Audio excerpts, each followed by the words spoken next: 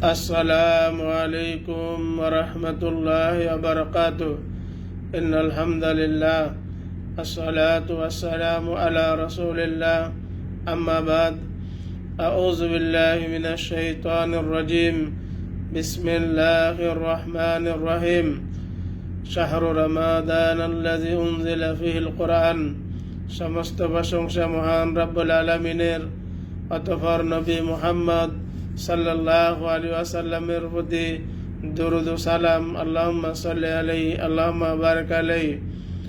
সম্মানিত দর্শক মণ্ডলী, আপনাদের সামনে আমি আলোচনা করব রমজান মাসের ফজিলত সম্পর্কে। ওমা তৌফিক ইল্লা বিল্লাহ। আমি একটি আয়াত আপনাদের সামনে তেলাওয়াত করেছি, সূরা বাকারা আয়াত নম্বর 185। আল্লাহ রাব্বুল আলামিন বলেন, রমজান সেই মাস যে মাসে আমি কোরআনুল কারীম অবতীর্ণ করেছি। কোরআনুল কারীম এমন এক গ্রন্থ যা সারা পৃথিবীর মানুষের জন্য হেদায়েতের মুক্তির জন্য আল্লাহ রাব্বুল আলামিন এই রমজান মাসকে চয়ন করেছেন। বছরে 12টি মাস রয়েছে, এর মধ্যে শ্রেষ্ঠ মাস হচ্ছে রমজান মাস।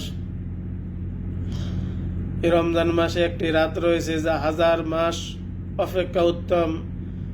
সূরা কদর আয়াত নম্বর 3 আল্লাহ রাব্বুল আলামিন বলেন, লাইলাতুল কদরি খায়রুম মিন আলফি শাহর। কদর রাত্রি হলো 1000 মাস অপেক্ষা উত্তম।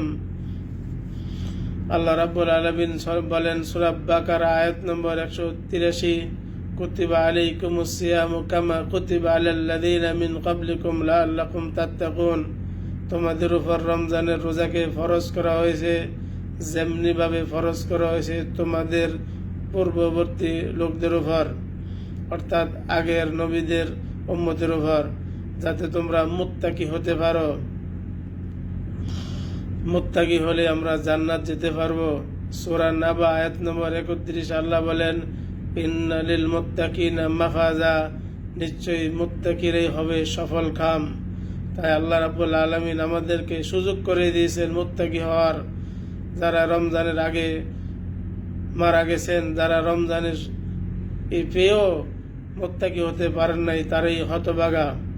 আল্লাহ নবী সাল্লাল্লাহু আলাইহি সাল্লাম বলেন, ইজা দাখালা রমাদান ফুতিহাত আবওয়াবুল জান্নাহ ওয়া গুলিকাত আবওয়াবুল জাহান্নাম ওয়া সুলসিলাতিশ শায়াতিন। বুখারী ও মুসলিম। যখন রমজান আগমন করে তখন জান্নাতের দরজাগুলো খুলে দেওয়া হয় এবং জাহান্নামের দরজাগুলো বন্ধ করে দেওয়া হয় এবং শয়তানকে শিকলাবদ্ধ করা হয়, বেঁধে দেওয়া হয় শিকল দিয়ে। এই হাদিসটি আছে বুখারী ও মুসলিমে। রমজান মাসে একটি উমরা করলে একটি হজের সওয়াব পাওয়া যায়। সহিহ মুসলিম। রমজানের রোজা কিয়ামতের দিন আল্লাহ রাব্বুল আলামিনের কাছে সুপারিশ করবেন। আহমদ ও তাবরানীতে এই হাদিসটি আছে। রোজার প্রতিদান আল্লাহ রাব্বুল আলামিন নিজ হাতে দিবেন। বুখারী ও মুসলিম। জান্নাতের 8টি দরজা রয়েছে।